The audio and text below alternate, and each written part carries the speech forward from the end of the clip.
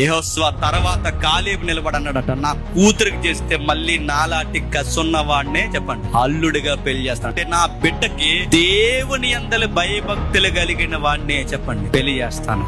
ఇప్పుడు నేను అడుగుతున్నాను, ఏ పెళ్లిళ్ళు చేయాలన్నా, ఎలాంటి బంధాలు మనకు కలుపుకోవాలన్నా, మన బిడ్డలతో ఎలాంటి ముడులు మనకు జరగాలన్నా సూత్రం ఒకే ఒకటే మళ్ళీ చెప్తున్నాను. మనకు రాబోయే అల్లుళ్ళైనా, రాబోయే కోడళ్ళైనా, మన ఇంటికి రాబోయే ఎవరైనా మీ లెక్కలేంటి? మీలాగే దేవుని రాజ్యంలో పరిగెడతారా? మీలాగే దేవుని కోసం అసువులు బాస్తారా? మీలాగే సంఘంలో నిలబడి బరువులు ఎత్తుకుంటారా? మీలాగే దేవుని కోసం ఏదో ఒకటి చేస్తారా? మీ కసి వాళ్ళకుందా? అలాంటి వారిని మీరు తీసుకురాకపోతే, ఇలాంటి అల్లుళ్ళు మీకు వస్తే మీ కూతుర్ని అన్యుల్ని చేసేస్తారు. నేను మళ్ళీ చెప్తున్నాను, నీ కూతుర్ని మళ్ళీ చెప్తాను, వాళ్ళ మతాల్లోకి కలిపేస్తారు.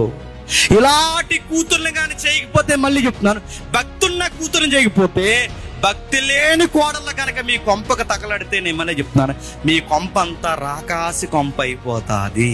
నీ కూతుర్లు చదివితే, నేను మళ్ళీ చెప్తున్నాను, దేవుడి కోసం చదవమని, గాలి తిరుగులు తిరగొద్దు. నీ కొడుకులు చదివితే, నీ కొడుకులు దేవునికి పేరు వచ్చేలా చదవమను. ఏదో బిల్డప్లు ఇచ్చుకుంటూ తిరగొద్దాను.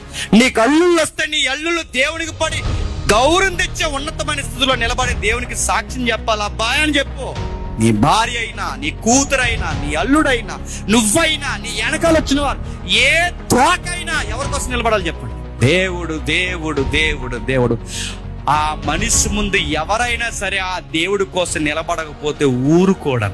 మనము మన పిల్లలు సండే స్కూల్కి రాకపోతే ఎంత నైస్గా చెప్తాము. అదే స్కూల్కి వెళ్ళకపోతే నెలకు 10,000 కడుతున్నాయి కదా, ఈ పివానం అవుతుంది, రేపు కానీ స్కూల్కి వెళ్ళదని చూసేయండి, అది బస్సుకి చేద్దాం బ్యాగ్ తగిలిచ్చి అంటాం. అదే ఆడు కనుక సండే స్కూల్కి రాకపోతే, సండే స్కూల్కి రావాలి కదా నాన్న అన్నాం. ఈ ఎదవలోకివే చెప్పండి అలా తయారు. నువ్వు అన్ని విషయాల్లో సీరియస్ ఉన్నప్పుడు దేవుడి విషయాల్లో ఎందుకు వాడికి సీరియస్నెస్ నేర్పించట్లేదు? వాళ్ళకి అర్థం అవ్వాలి. అమ్మో, నేను బైబిల్ చదవకపోతే మా అమ్మ సీరియస్ అవుద్ది, నేను ప్రేయర్ చేసుకోకపోతే మా అమ్మ సీరియస్ అవుద్ది, నేను ఇది చేయకపోతే, నేను చర్చిలో సండే స్కూల్, ఈ ఫైర్, ఈ ఫియర్ వాళ్ళకి ఎందుకు రావట్లేదు? దేవుడి విషయంలో మనం చల్లబడిపోయాం కనుక చెప్పండి, మన బిడ్డల్లో కూడా సతుకులు పడిపోయినారు. గుర్తుపెట్టు. ఇక్కడ నిలబడి పాస్టర్ గారు ఎవరైనా ప్రసంగం చేస్తారు, మన సినిమాలు చూడకూడదు, అది ఇది చాలా దేవుడి కోసం చాలా తీవ్రంగా బతకాలని ఏ పాస్టర్ గారిని చెప్పారు అనుకోండి, అలాగని గురువు కొడతాం. ఇంటికి వెళ్ళినట్టు టీవీ వేస్తాం. ఆ పిల్లలు టీవీ చూస్తారు, టీవీ చూసినట్టు అడుగుతారు, అమ్మ ఇందాక పాస్టర్ గారు సినిమా చూడొద్దు అన్నారు కదా, నువ్వు టీవీ ఎట్టేవిటంటే ఆడికి ఆన్సర్ చెప్పలేక హి అన్నవి లోపలికి వెళ్ళి ఆడుకో అన్నారా? నేను మళ్ళీ చెప్తున్నాను, కాలేబు ఎంత కసిగా దేవుడి కోసం నిలబడ్డాడంటే, ఆయన దేవుని కోసం తనని నిలబడ్డాడు, తన కుటుంబాన్ని నిలబెట్టాడు, తన కూతురు నిలబెట్టాడు, తన అల్లుడిని నిలబెట్టాడు.